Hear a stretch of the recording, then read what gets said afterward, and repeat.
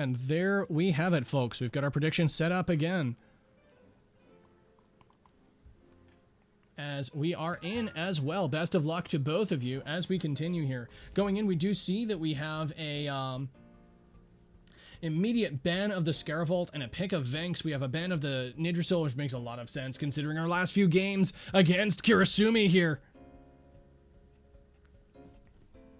In turn, we have once again so we've got a 𝗬𝗏𝗎𝗄 𝗂𝗀𝗎 setup there, meaning that we do have the hasty lunge coming out once again.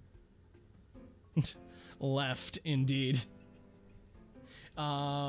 Looking at a lot of interesting things potentially. The Qiinu okay, so we do have Qiinu 𝗬𝗃s, meaning that that is heavy armor 𝗬𝗃s with a +1 on both stats. That protector buff going to be making it impenetrable. And yeah, no, toxics really are back, Gold. It's pretty impressive to see.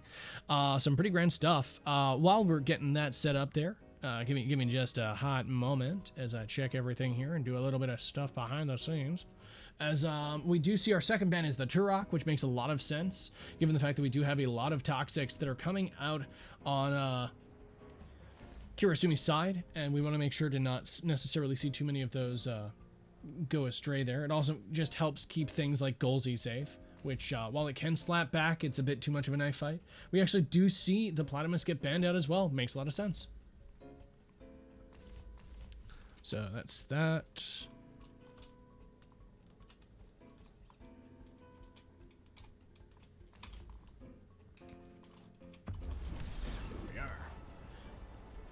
As after all of this pick and ban, we do see our first of our grand final of this Election Cup. Thank you so much for staying with us, folks, as we get into this.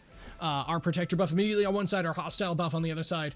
𝗂𝗀𝗎 looking pretty impressive here regardless, but it's also looking very beta burstable. Kind of a spooker right there. 𝗬𝗃s does help cover a lot of the potential swap-ins, but it does not cover Qiinu.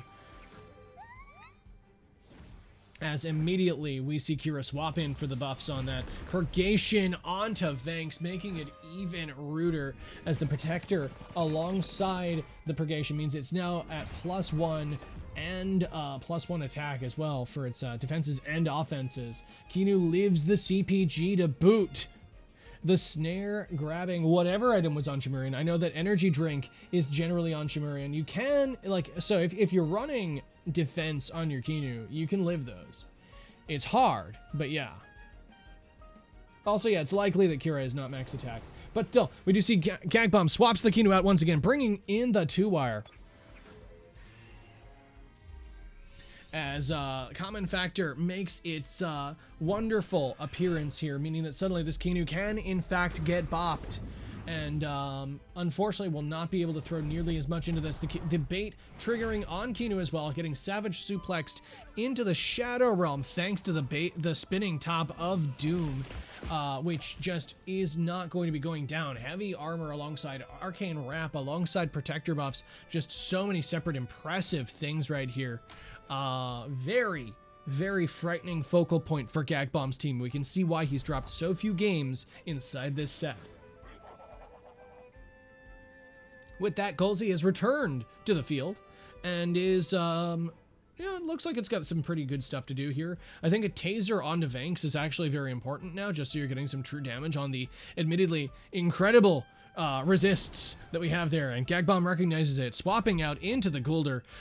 Bait Guldur as well means that also you might potentially be keeping your 2-wire alive for longer. We'll have to see if bait triggered there or not. It does not look like that be the case. Instead, looking to defuse that heavy armor off of 𝗬𝗃s. Good reason to keep that 𝗬𝗃s off the board. Doubling into the Guldur slot as well, meaning that after burn, we are looking at just under 40% on the Guldur's health. That's a lot of damage into it. 𝗂𝗀𝗎 still, however, taking the Faraday cage like I say like a champ, but that will be going down to poison ticks, which is incredibly rough. 𝗂𝗀𝗎 definitely one of Kira's best tools against what Gagbom is bringing.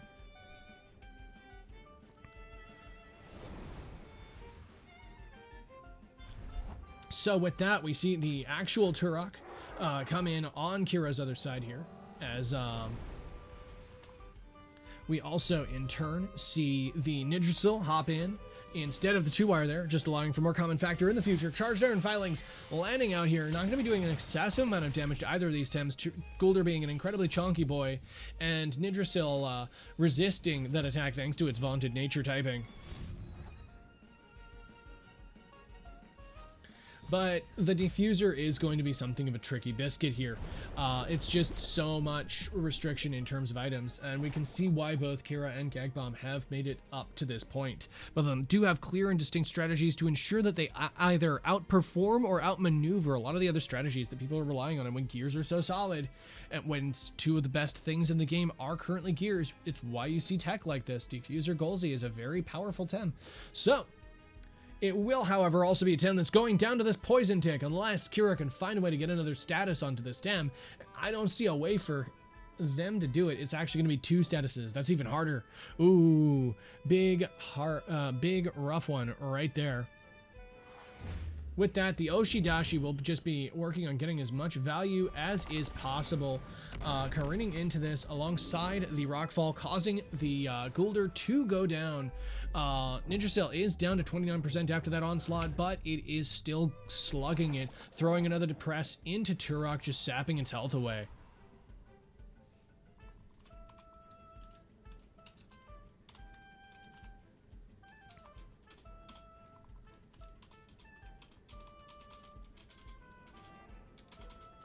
So yeah, from here, an important thing to consider is what's going to be happening next. I do believe, so we do see that the common factor is coming out alongside the 𝗬𝗏𝗎 from Kirasumi's side. So that read is actually an important one at this point if we check the back, because you do really need to consider whether or not the 𝗬𝗏𝗺 is coming in as well, and whether you're going to be able to catch Gagbom off guard with something like the Kinu. That said, Kira needs to keep tools to attend to the Vanks in the back, and sadly there are very few tools that can manage that effectively. If Gagbom, heaven forbid, runs Bark Shield and turns this Vanks into a true monster, that's just even more horror that Kirasumi has to deal with. That said, with a pretty good variety of buffs on 𝗬𝗏𝗎𝗏, good priority on all of his wind Tems, Kirasumi still has some pretty reasonable chances looking at this. Thanks to, of course, the nullification as well. 2-wire is very much weak to the turbine, which thanks to Tag Strike is going to be doing some pretty heavy damage there. The Crystal Plume Gatling knocks down the Yggdrasil as well. We are definitely seeing some hitbacks here, but the Feather Gatling will not quite take down the Turok. A very important turn there.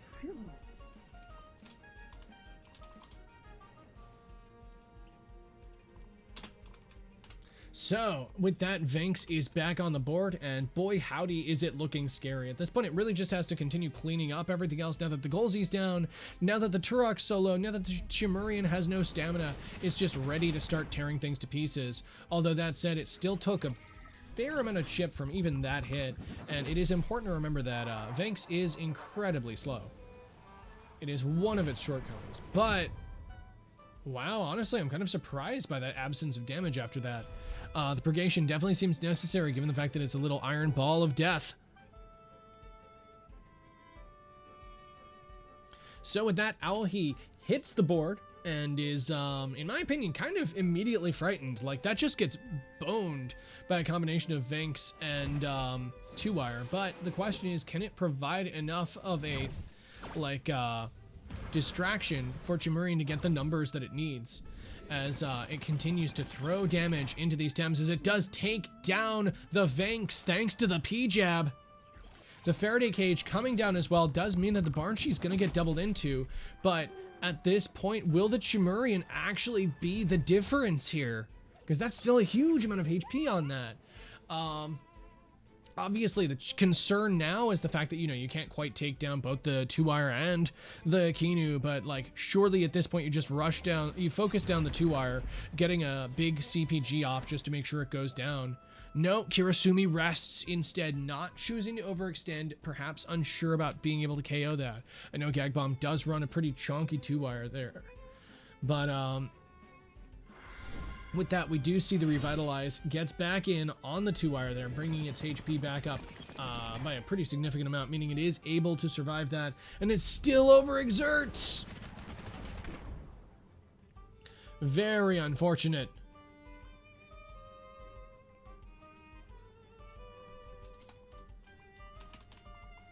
So, after that, we are now at a position where, thanks to that overexertion, Gagbom is just able to reinforce his position, and +2 Feather Gatling is going to start really slapping even into a chonky Chimerian like this.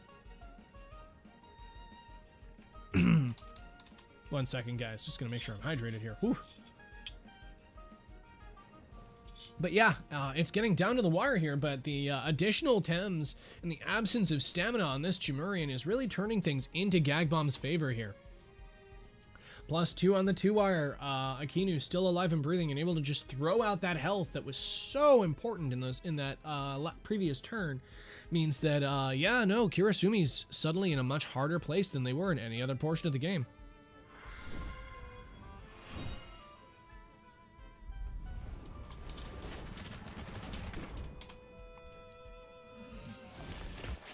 As the Frond Whip will, however, still be able to take down the 2-wire. The challenge here is now 5.4% is actually in a position where you might go down to a beta burst. Does this take it down? It does. Gagbom wins by a sliver of HP, taking the first round of our grand final, folks. Whoa, that was a nail biter at the end.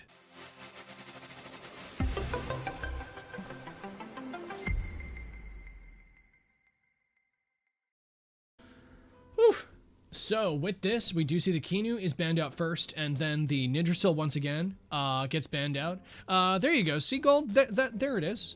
You were looking for that earlier. Pretty expected in terms of a ban for Gagbom, and no, the Kinu ban that time. I think we've definitely seen what Kinu can get up to if you let it just have too much space, and Kira's team is very focused in a lot of its damage, which is a pretty valuable thing there.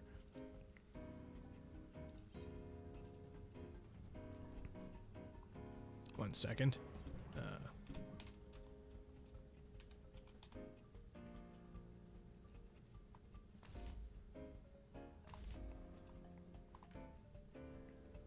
All right, so with this, we do get a pretty impressive draft. It's actually remarkably similar to the last one, outside of the fact that, of course, the Platypus has managed to make it through this time, which is a pretty important thing there. Sorry, guys, bouncing back and forth between things. My mind's a little addled, so if I drop a couple things, then I implore you to be patient with me this time. I'm sorry if I'm missing beats.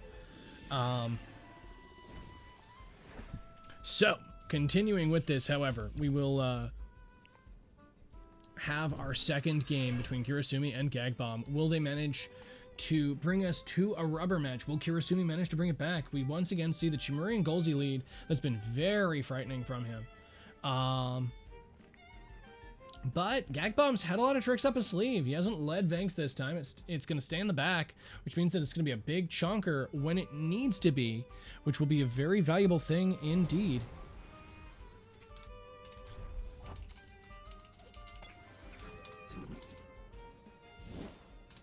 So immediately we get the hasty lunge into the Goulder, which is absolutely going to be some good starting chip.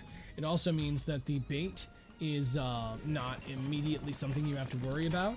And once again, we just see the CPG focus just be absolutely devastating there. The 𝗂𝗬𝗎, on the other hand, thanks to the existing Nullify, isn't going to worry too much about this Faraday, but now it sure as hell is. And that's going to be a lot more problematic the second time. And yeah, Diddlesticks, don't let your memes be dreams. Always be ready to make some good teams.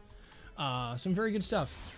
With that, we immediately see Charged Iron Filings come out again into both the Goulder and the 2-wire as we get more nullification onto this board, just so much of it. Guldur going eventually back to nullification thanks to the interactions between Taser and Diffuser and Charge Iron Filings. Definitely a wild card there, but 𝗂𝗀𝗄𝗃 will be going down for the privilege of clicking this move, which does mean no more C's on Kirasumi's team from that. 2Wire is going to be taking a hell of a lot of damage from that front whip and not very much back from the Guldur, but Guldur's living its best life here. It's still throwing out some punishment where it can, and the poison takes do add up, as we've seen, which is a very important thing indeed.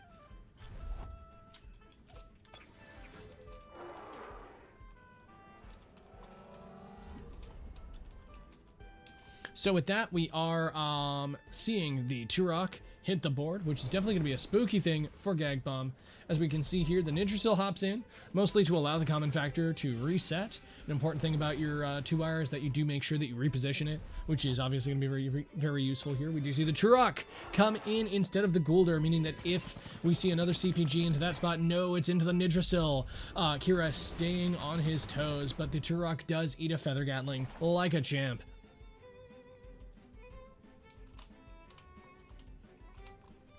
So, from this point, obviously, like, Gagbom is still pretty ahead. And if we, once again, I like using HP differentials here. Kirasumi is slightly ahead, but Tem advantage is at Gagbom's side. And a 2Wire of any description is capable of massively changing a board state just through common factor. So having that as a tool in the back is a really important thing for Gagbom. Still though, this 𝗬𝗎 is just absolutely shredding at every opportunity. As we've seen here, hostile with an effective attack investment means that you just absolutely plow through things that are not prepared for you. And that is most certainly the case here. One concern, however, is whether it's going to be saved for the Vanks, which is precisely what we're watching as we see the Platymus get swapped in instead. Turbine is going to be landing in on that Yggdrasil though. It's still going to be a pretty whopping amount of damage. Does not quite take it out though, as Gagbom's Tems are once again made of sterner stuff. Tack Strike, unfortunately, will not be buffing the rockfall damage here enough to really offset it, as we will be seeing a Slingshot still land out from that Nid. 4.5% HP. Maybe not going to give him the value that he needs, but you know, and every little helps, especially when you're buffing speed.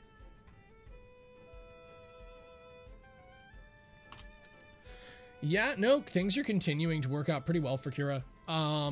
The challenge, once again, really comes down to, is Gagbom going to be able to squeeze in some value in places, as he has been very capable of doing in a lot of these games. We see Guldur hop out again, now that it's got his bait back. Did that bait ever get procced? I actually don't know.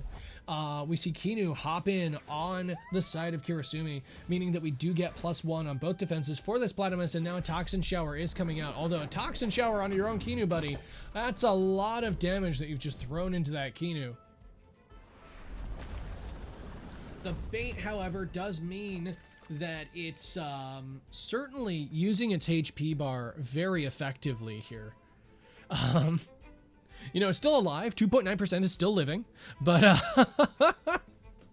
hey, yeah, no, I didn't expect most of that damage to be coming from the Platymus, but you know, a combination of that feels really good here, and the Platymus not having to deal with the Turok's Turbine is very good indeed. We do see the Yggdrasil swap in on the Turok's side, meaning that the Aquatic Whirlwind is caught, but it does actually go into the Guldur instead. Resin Trap, however, lands in on the Yggdrasil. Will it be taking it down? Yes, it will not. As a matter of fact, 0.9% on both of these Tems, and the Kinu goes down to the Toxic Ink. Such close numbers on these turns, folks.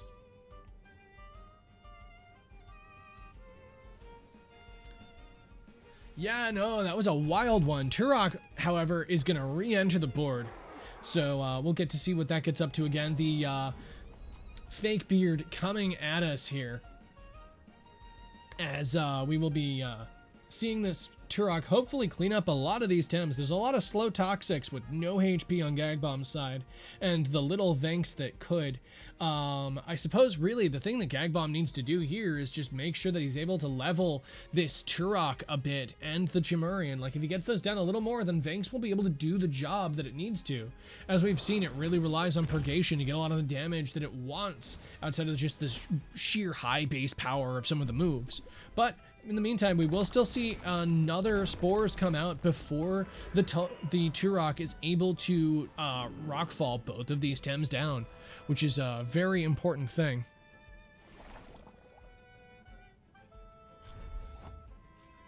So with that, we will be seeing Gagbom's next two Tems hit the board here. He's gone for 𝗬𝗏 and 𝗃s, which is looking pretty strong into this board, honestly. That could very easily be a ruse for 2-wire too, if we see him attempting to get this out there. As, oh man. My only problem is the Aquatic Whirlwind into 𝗬𝗏 on Gagbom's side is really rough. Like, you don't want that. That just feels really bad. You don't really have too many ways to pivot out of that either, outside of just forcing the common factor to come up, getting death fodder on that, then just trying to go as hard as possible into things. Which does have the advantage of removing the Vigorized on 𝗬𝗏, which is precisely what we see, as once again, our Gagbom is going to be flying in there. The Chamomile hopping out as well. Aquatic Whirlwind, of course, careening into that spot, meaning that the 2-wire absolutely was flying to its death, but just not going to be doing enough there, as the Turbine will be coming in as well, and the 𝗃s just eats that up. As base jump will be landing in on 𝗬𝗏, but is that going to be enough? Well, common factor is what you missed there, Gold. A single turn of common factor, saving this 𝗬𝗏 from a certain grisly fate of a 𝗬𝗏 Aquatic Whirlwinding into the face. We are now down to 2 Tems on Gagbom's side. Kirasumi still behind on HP. Actually, no, not behind on HP at this point, I don't believe. It's pretty equivalent on HP, and it certainly has Tem advantage. But will this 𝗃s be the difference between these two players? The 𝗬𝗏 being able to live for one more turn is a very grim prospect if it's able to take advantage of this, but it will actually be going down to its own toxin shower. Kirasumi, I am astonished, because that's also a ton of HP going down on 𝗬𝗏. It certainly does allow for evade, but this does mean that both attacks will be going into it, and that's a Savage Suplex that's going in there. Yeah, guys, I know it was going down to ticks, but, oh, that hurts. Any sharp rainers in chat? So with that, we have a Chimerian and a Dream versus 𝗃s and 𝗬𝗏. Will Gagbom be able to take this just from this alone? It's not looking like this Chimerian's going to be able to live both of these hits with a base... Okay, actually... Oh, man, I jumped around it there, but Gagbom takes the second game. And with that, takes the crowning title of champion in this particular Election Cup, folks. With that, congratulations.